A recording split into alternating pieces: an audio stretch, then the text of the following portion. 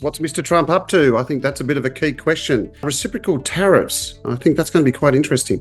University of Michigan year-out inflation expectations surged to 4.3%. Non-farm payrolls added 143,000 jobs. The unemployment rate dropped to 4%. And also in the US, consumer credit surges to a record high. What is that telling us? What we expect and whether the Fed will actually cut rates in the US 2 times this year, obviously 0.5%. Now, what's happening in the States? As I said, we're expecting 2 rate cuts. The market's expecting. If they don't get that, if they get one, or even some, they need some rate cut to placate investors. If they don't, it's already factored into the market. Equities should sell off. Now, the reason why we don't think that they get as many cuts as we expect is we've got this stubborn inflation. And now the Fed has always said the core rate of inflation's got to get below that 2% level before they get comfortable with actually moving on rates. That is not happening. And this week, we've got some very important data. We've got the CPI data out of the States. And if that still shows that it's stubbornly high, then that is a little bit of an issue. So in this week's report, we've done a little bit of a deeper dive as to what we think there.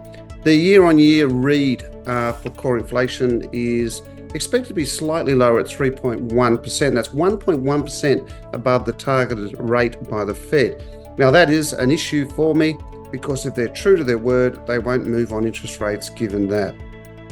The other thing is that when you look at the inflation data, the month-on-month data, that will be up. That was up 0.4% in the last read. So once again, this week's read on CPI will be super incredible and super important for the medium-term outlook for inflation, the Fed, and also equity markets. And we've compared the inflation rate, core inflation, with normal inflation. So you'll see quite an interesting picture there develop. They are looking like they're starting to move higher a little bit. And follow that on from what the University of Michigan expectations for 1 year out inflation of 4.3%, and you'd be very concerned if in fact we did see rates lower. Okay, wage pressure is another thing that the Fed looks at.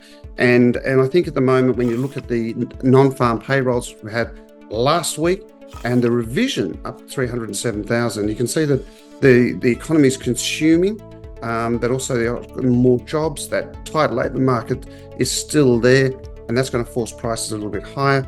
Force prices higher, then you've got to say, well, okay, we're not going to move on rates because more people in the workforce, more money is going to be spent. And as a result of that, you've got some inflationary pressures there.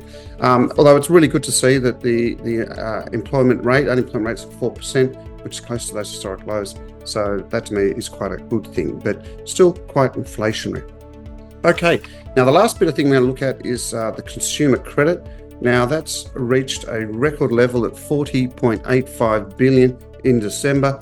It means that people are using credit rather than their own funds. That will push prices up, and that to me is an issue because if you keep sort of the ability to fund and buy, then that's going to push prices higher, and that's another indication to me that this surge in consumer spending, suggests that it is a bit of a worry in terms of that inflation. So I think given the stubborn inflation, stronger labour markets, resilient consumer spending, and there's a little bit of that market exuberance starting to develop, there is a definite bearish case for no rate cuts in the near term, maybe the long term, but at the moment I think you'll probably find where they are. Now, as a result of that, you'll probably see equity markets come under a little pressure there. And that brings, because this week we've got a lot of data and we've also got some very key numbers coming out in terms of their quarterly reportings. As I said, CPI Friday. We've also got Fed Chair Powell's testimony before Congress, key economic releases, producer prices, retails, industrial production,